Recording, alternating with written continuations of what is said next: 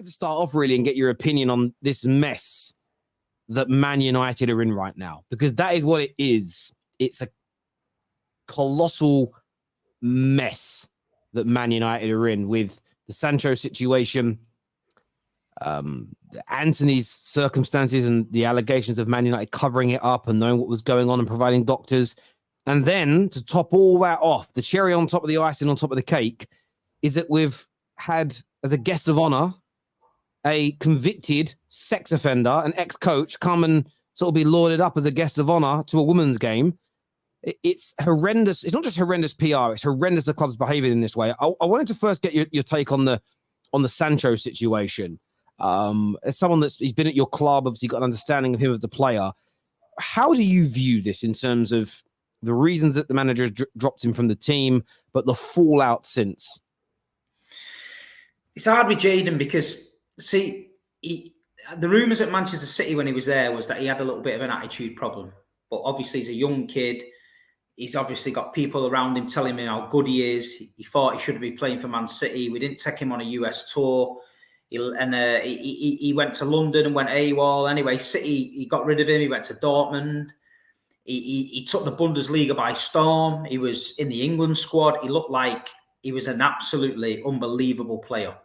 Man United signed him. He's come to Manchester United. I think the pressure of Manchester United's got to him. Don't think he's the same. I don't think he's advanced at the same rate as he did when he was in his teens. I think it's an English problem with these young players. I think when they get everything that they've got too early, I think the hunger leaves them a little bit.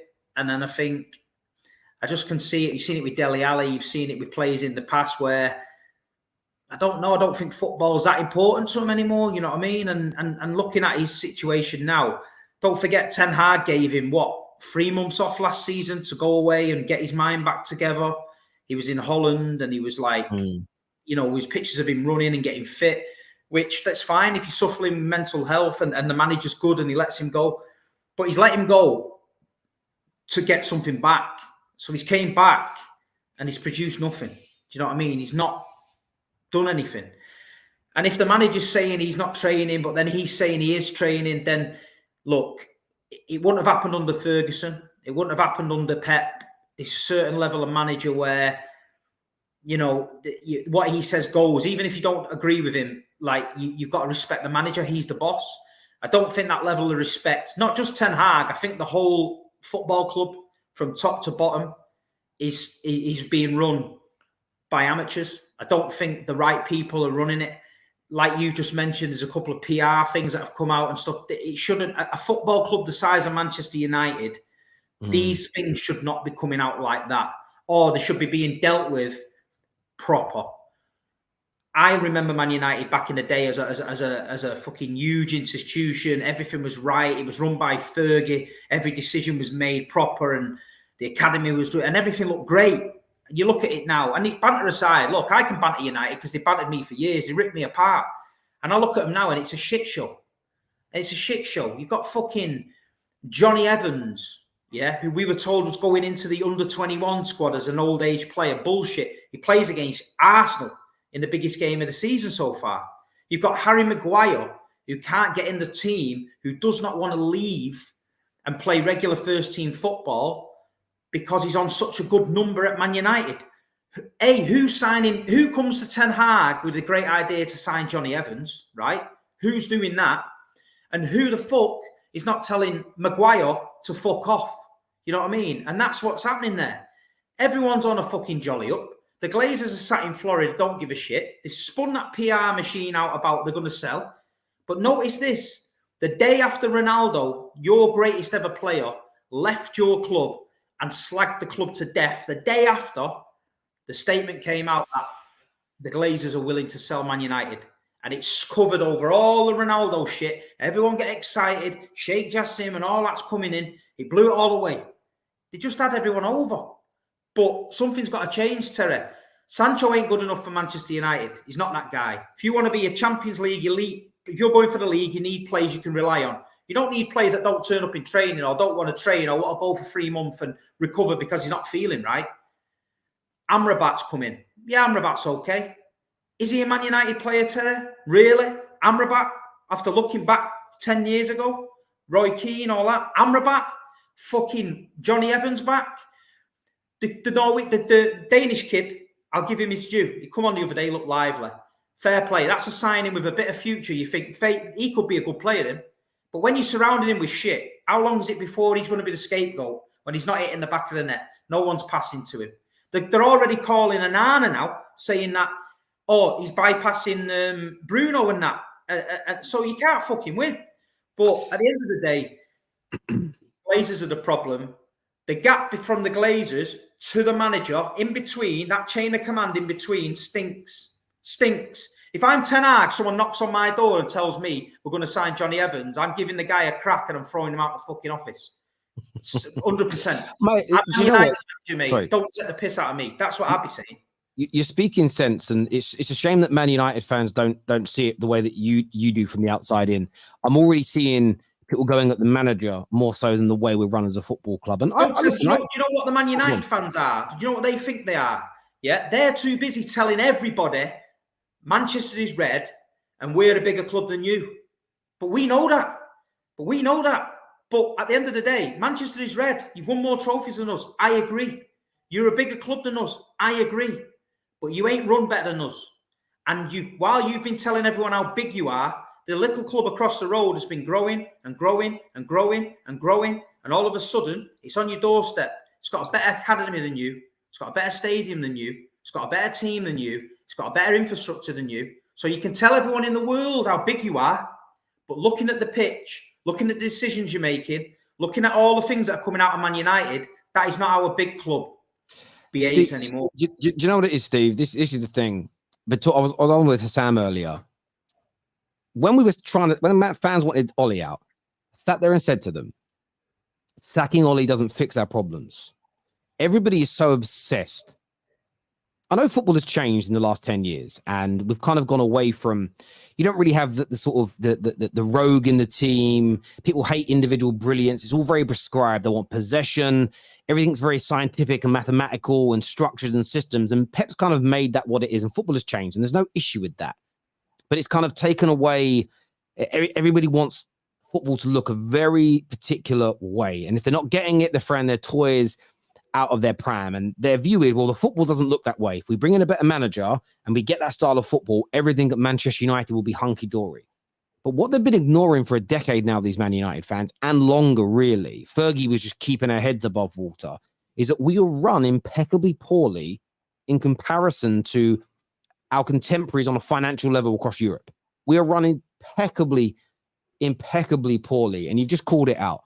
You know, the manager wanted Kim Min-jae or Pavard or potentially young Todibo. They said, you're getting Johnny Evans. He wanted McTominay and he wanted Martial and he wanted Donny van der Beek and he wanted Maguire. Sold. All four still at the football club, as an example. Yes, he's bought some players. And look, I do think Højlund's good. I actually rate Amrabat. I think he's a very talented player. I think he'll change a few minds personally. Onana, I think, is a good goalkeeper. The Mason Mount deal, that is probably on the manager. So there are elements that I criticize the manager for. I keep seeing Man United fans say things like, Terry, but are you not upset that you play counter-attack of football away from home against the bigger teams? That's what I grew up on. None of that is an issue to me. It's how we're run as a football club. And the fact people can't see this, in my view, there's a few things on this Sancho situation that stand out massively to me. Some of it I like, I want to see happen. Some of it I'm disgusted with. So I'm at a point now where I don't like the manager airing dirty linen in public, but I have a feeling this is an accumulation of the player not following protocol, hitting standards, doing certain things in training or turning up on time or a combination of those things. And I think he just had enough and gone, do you know what? I've tried everything to get the best out of you and you're not, at the very least, trying your best to be the best Jadon Sancho. So he's lost his temper. I think that's what he's done. I think Sancho retaliating in public, I think he's wrong, but players feel comfortable doing that at Man United for the past decade, where prior to that, they didn't. But what I'm now ashamed of is I don't want to see Jadon Sancho's personality and his person and certain other elements of his private life exposed. And the club are now going to journalists and talking about his behavior in 2022's preseason tour and this thing that he did wrong. And this little story is going to come out. And there'll be journalists that are probably held on to things for a year now. And United will say, listen, release that now. We want it out. We want to make him look bad. And fans will get suckered into this. And they're being suckered in already. They're getting sucked into this fight. And I've done it a little bit, but I'm pulling away. Ten Hag, Sancho, whose side are you taking? Neither. Look at the fucking club and the way it's run. We do it every time. Oh, should we sack the manager or back the players? Neither. Look at the way the club is run. Oh, should we have a go at the manager or the player for being crap? Neither. Focus on the board. We do some good things. Someone sent me a tweet earlier, Steve, and they were like, you've had the biggest net spend in the last decade. Now, I don't believe in net spend, but let's just sit in the argument for a moment. We've spent 1.3 billion net spend in 10 years. And the guy's DM said to me, so why do you want your owners gone? Because we spent 1.3 billion in a decade and haven't challenged for a Premier League title. That alone should be a legitimate reason to want your owners out. But you've now got them, the way they're treating Sancho publicly with these leaks is an utter disgrace. No other players leak information, the owners leak it. You set the precedent as owners. You set the precedent that, well, we're going to do whatever we can to save our reputation by leaking things. So players are going to do the same. It creates an unharmonious situation, which leads to the team underperforming. And then the manager gets all the pressure from the fans and gets sacked. And we ignore, just like you said about the Glazer selling thing, we ignore the real problem at the club, get all excited about a new manager. And in 18 months, we're back here doing the same thing again. On top of all of that, there is now reports that after a botched attempt to, in my opinion, work a way for the Glazers to get the best out of the money that Greenwood is worth. They've done a botched attempt at an investigation. They've tested the water. Nobody wanted it. I will loan him out. And they're going to try and bring him back, by the way. I'm convinced. I wasn't last week. I am now. They're going to try and bring him back 110%. Yeah. You've then got reports that they knew about the situation with Anthony and his girlfriend, and that they didn't send the club doctor, but they arranged for private doctors to be sent to the hotel where the alleged assault took place. So how did you not do your due diligence to find out more? And now, today, it's come out in the Mail that a convicted paedophile, I hate saying the word, but I've got to, who managed Man United's under ladies team for nearly 20 years, 83 to 2001, in 2011 was sentenced to 4 years in prison for 19 counts of sexual assault against girls of under the age of 16 and under the age of 14. Got 4 years in prison. And Manchester United Football Club have the audacity to have him at the club in the last 12 months as a guest of honor at one of the women's games. Not just any game, but a game for women. Not for women to watch, I mean for women to play in. And I sit there and I do not recognize this football club anymore. And I'm not talking about the style of play or we haven't won away from home at a big team for 9 matches. That stuff is absolutely immaterial to me, to the way we're treating Sancho and have treated other players in terms of leaks, the way we throw managers under buses, the protection of players who some have and some are alleged to have committed heinous crimes, having sex offenders as guests of honors. It just shows there is either it is an evil, disgusting club at its core, or there is just a disgracefully poor people running the club who have no idea about what they're doing, and they drag this club's name through the absolute mud. And if this isn't the wake-up call for Man United fans to 100% boycott, remove all money, and force these owners and this board out, nothing's ever going to wake them up. If we could go through 6 managers, we're basically on our 6th manager now, where they want him out because I think he's the problem.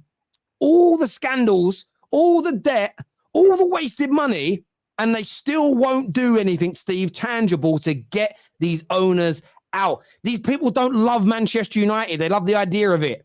They love the history. The only time the world started to listen was when they broke in the stadium and got the Liverpool game abandoned, yeah? And then people started to think, hold on a minute, fucking hell, this is serious, this. It got major press, yeah? Then what did they do? They signed you Ronaldo. They threw you a handful of gold coins, and everyone went away and queued up at the mega store and bought fucking shirts. So when you've got shit like that happening, you know, it's going to be tough to get them out. It's going to be tough to get them out. But you've just named 3 or 4 things that they've done. The football club is not the football club that people think it is. It's not the football club that you grew up on. It's not the football club that I grew up on. people can call me all they want about Manchester City, but I know my club, and I've got my opinion on Man United. And I live in Manchester. I speak to Reds every day, and people are just so disheartened by it.